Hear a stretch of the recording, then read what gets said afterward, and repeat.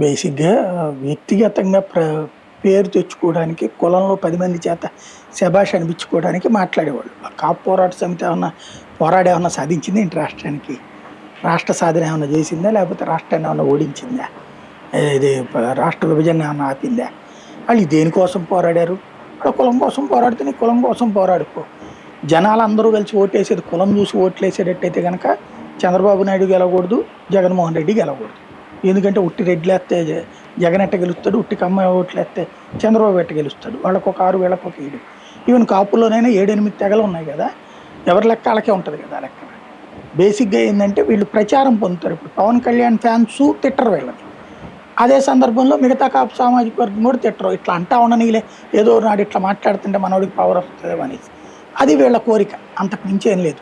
హీరోలు అవ్వడం కోసం మాట్లాడే మాటలు. అది ఓ రకంగా చెప్పాలంటే కూటమిలోనే ఉన్న మిగతా ఉన్నటువంటి వాళ్ళకి ఒక అసంతృప్తిని క్రియేట్ చేస్తుంది. నాయకులకు కాదు, కార్యకర్తలు.